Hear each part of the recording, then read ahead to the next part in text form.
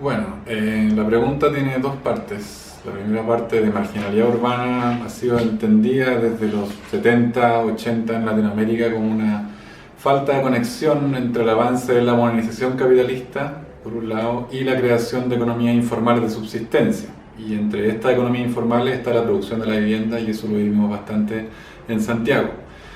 Sin embargo, algunos autores han hecho una distinción entre lo que es una teoría de la marginalidad conservadora, que hace referencia a un comportamiento social no aceptado, a barreras establecidas por la cultura de los individuos,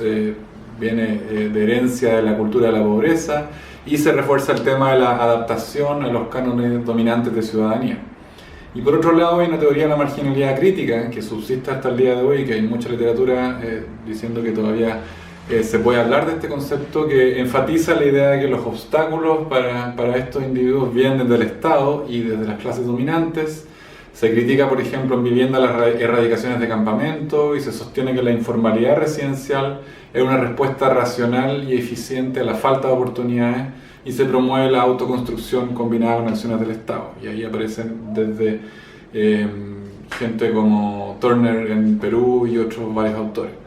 La segunda parte de la pregunta, que son los efectos institucionales, básicamente es una oposición a los llamados efectos de barrio.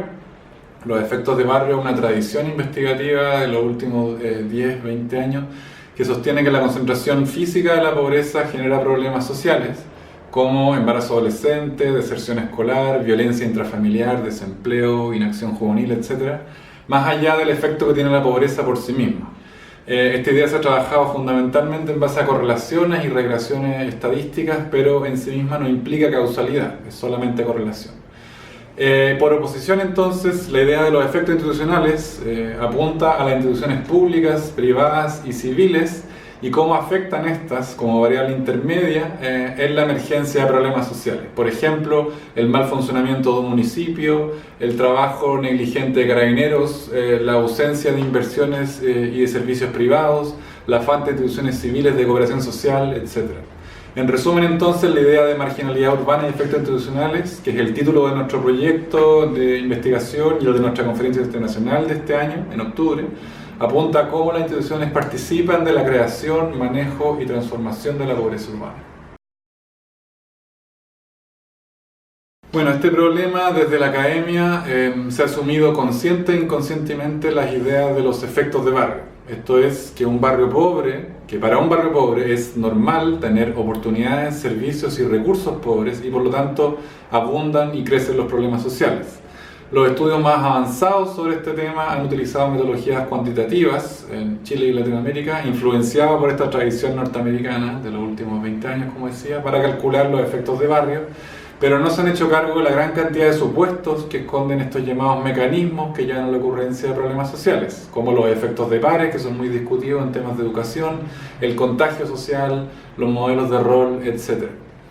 Sin embargo, y lo que nosotros criticamos desde nuestro proyecto, hay bastante evidencia de cómo la institucionalidad urbana, sobre todo desde la dictadura militar, no solamente ha creado segregación residencial, sino que ha aportado a la generación de problemas sociales en los barrios más pobres. Y aquí estamos hablando de transformaciones como la municipalización de la salud y la educación, la reestructuración de municipios en el Gran Santiago, pasando de 16 a 34 comunas, la focalización de políticas sociales, etc.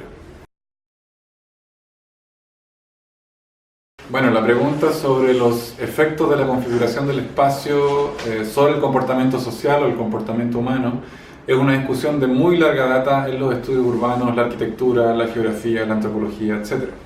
Para muchos resulta de sentido común pensar que la concentración de la pobreza genera problemas sociales, y por lo mismo la tradición de efectos de barrio ha sido altamente influyente en la proposición de políticas de dispersión de la pobreza y de mezcla social, que se están extendiendo desde el norte global al sur global, o sea, desde Europa y Norteamérica a Latinoamérica, África y Asia.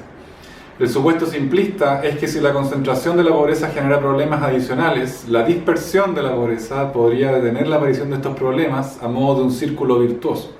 Sin embargo, la evidencia internacional ha mostrado que las políticas de mezcla social han tenido resultados más simbólicos que instrumentales, y sobre todo que no han traído más justicia social.